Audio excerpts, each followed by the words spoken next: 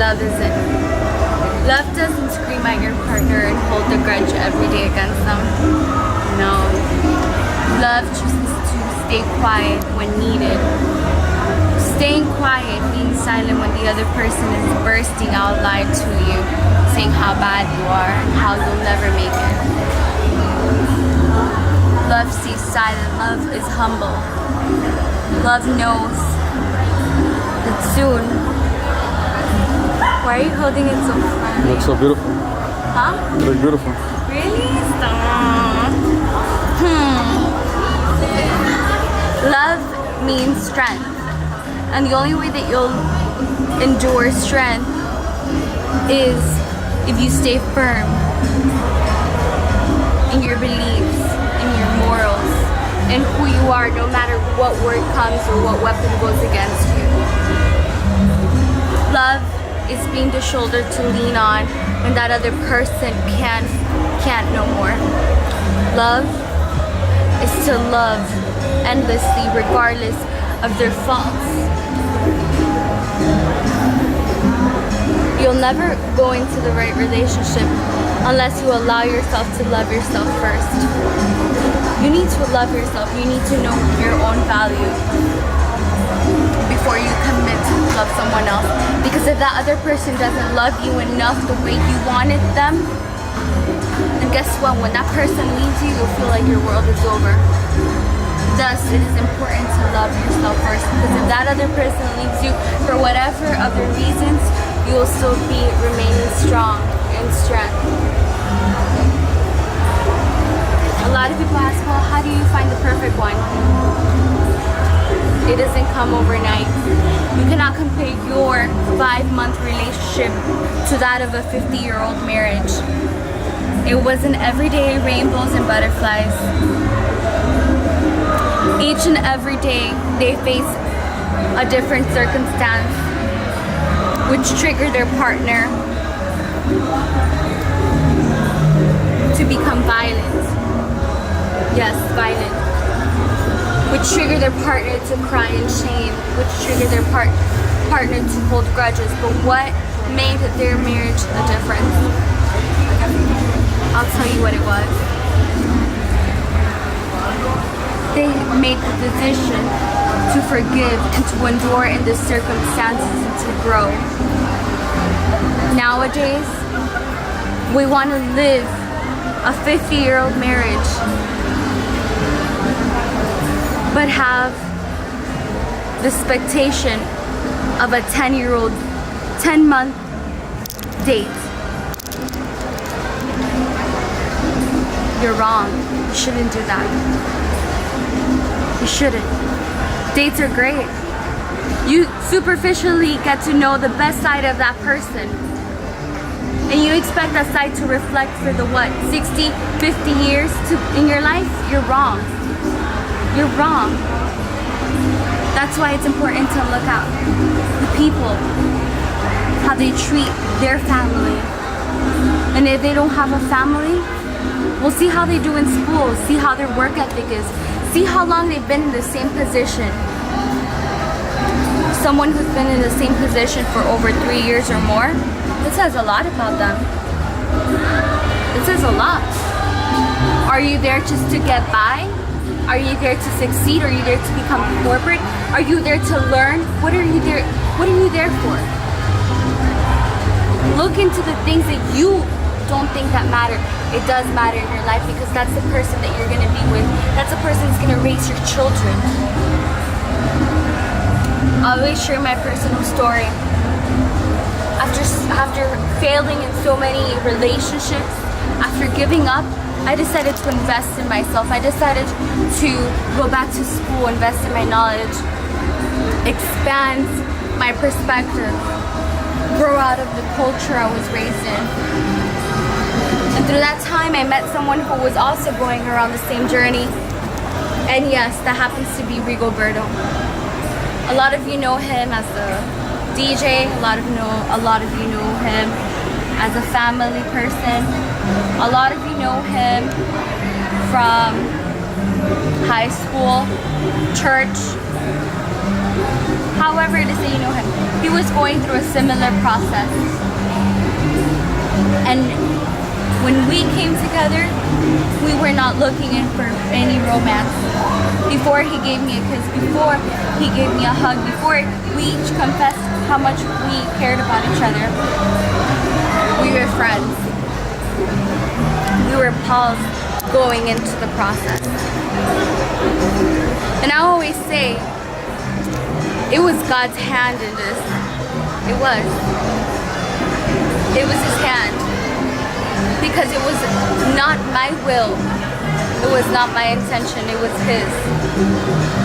You see, a lot of people say, well, I'm not in the things of God right now, and I'm not walking a righteous walk. But guess what? God loves you, and God loves me so much that even though you're living in sin, he's still merciful, and he still speaks to you because he doesn't want you to get lost. And in that process, I was not perfect. I wasn't leading in a church. I wasn't preaching to my friends. I wasn't praying to God every night. No, I wasn't. But guess what? His hand intervened in my life and in his life. And today, we're a married couple, fighting the good fight. I hope that this video inspires anyone out there. And if you ever need someone to talk to, reach out to us. We're still learning. And there are many things that we come across each and every day where we want to give up. But then we remember what God did for each of us. Guys, each and every day that you wake up, no matter what you did the night before, always thank God. Thank God for your life. Thank God for your family. Thank God for your health. It doesn't have to be a 45-minute prayer. It can be a 10-minute. It can be a 10-second analysis. Materials mean nothing. When you leave this earth, all you're gonna take with you are your memories, your trips, what that person made you feel. I know it feels good to receive gifts. That moment when you're exchanging gifts, a lot of senses come up to you. That person invokes a feeling because they gave you something. But what happens when that person stops giving you that what you want? Are you going to stop loving them? A lot of us confuse love when men try to buy us. They try to buy us with gifts, taking us out to eat, giving us materialistic things that we might be able to afford, but it just feels better when somebody else gives it to you.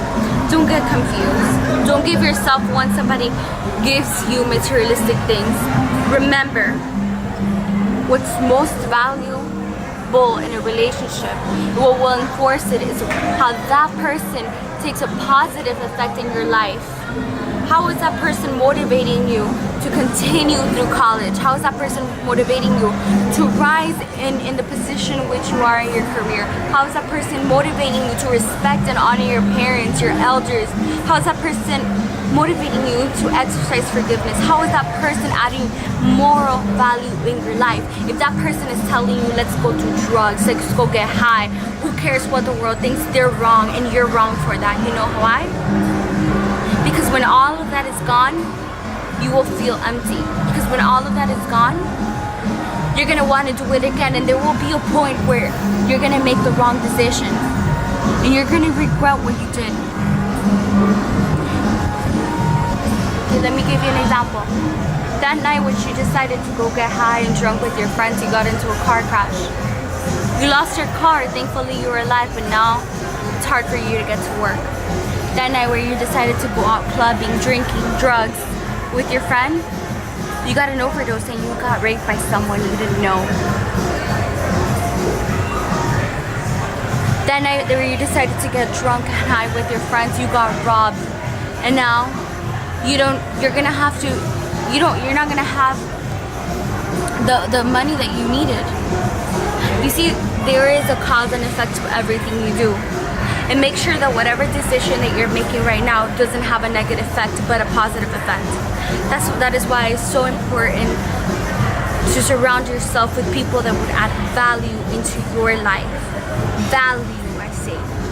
Repeat after me. Value. Think about it. Close your eyes. Are the people that you surround yourself with, or the people that you call close friends, are they adding value to your life? Are they encouraging you to forgive, or are they saying, forget it, who cares what the world thinks?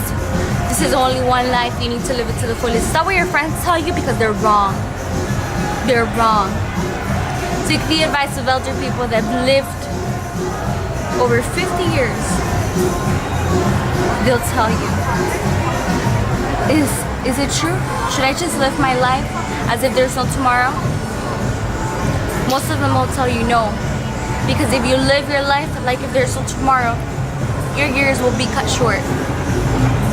Don't be surprised when somebody who's very young, possibly your age, under 30, under 40, dies and they leave this earth empty. And if you analyze their life, does it look a little bit like yours? Think about it. Guys, have a good night. Thank you so much for tuning in and listening to me. Bye. So Adriana, Rigo's friend. I hope to meet you one day. I don't know if you did you stay in Miami? Yep. Okay, if you stay in Miami, let's hang out, girls. Let's have a girl talk.